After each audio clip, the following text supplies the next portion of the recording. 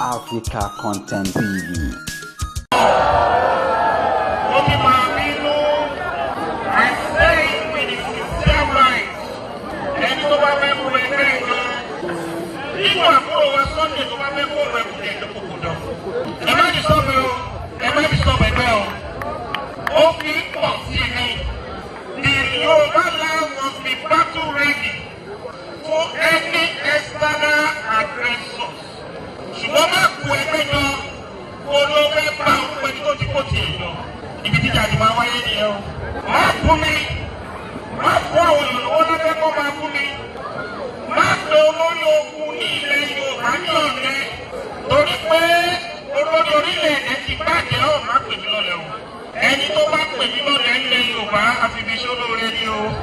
At the age of 29 years, 30 years, Okiro declared me wanted.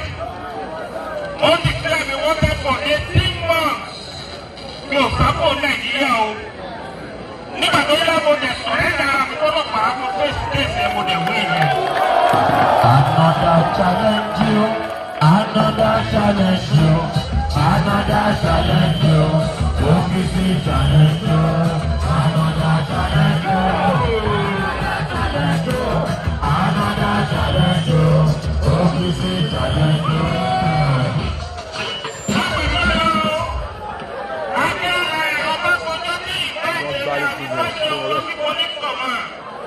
Lórí ẹ̀ṣẹ̀ tí mi ò ṣẹ̀ ní Àbàpájà, ó rẹ̀ invite mi through discipline làwọn nígbà tí wọ́n invite mi, mo ní dé police command, wọ́n ti arrest wa, Ọlọ́run ló yọ wá, bẹ́ẹ̀ ni tí ó yẹ ká báyìí náà wọ̀ sọ políṣò. Ọwọ́ pọ̀ pọ̀pọ̀ lórí stage yẹn ni stage yẹn ló já sí ọ̀nà ipò yẹn. Wọ́n fẹ́ wá ní first headquarter.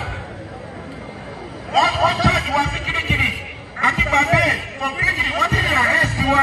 Wọ́n ti dá wa padà sí first headquarter, from first headquarter wọ́n dá wa padà sí first CID, from first CID àwọn lo 14 months ní ìgbẹ́jọ́ mi ò sákò Nàìjíríà.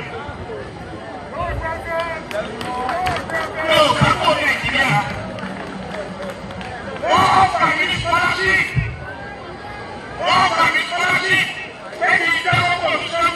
Any company, if I take away, never state government, anybody if I take away, people will not say, we will need down what you will have.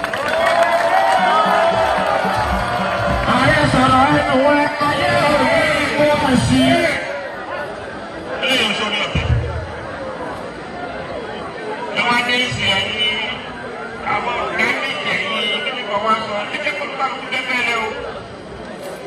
Mi ò rọ́mọ kankan láti disturb anybody o. Tó o bá kọlu yẹn má kọlu mọ́ o.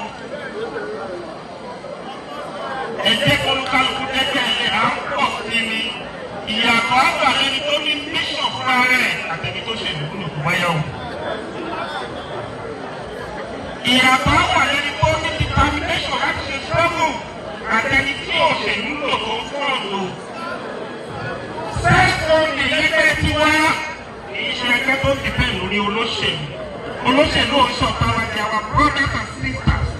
Ọ̀tá àdìbẹ́ ìwọ̀n láti sustain ara wa.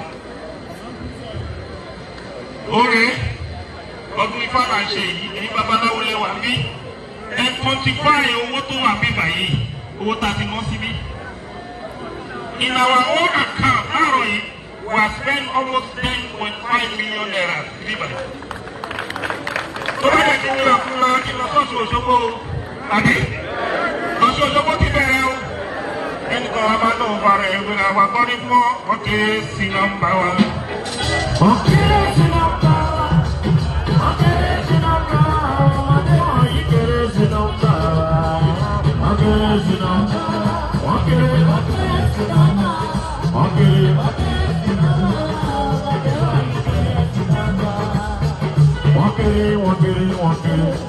Walking.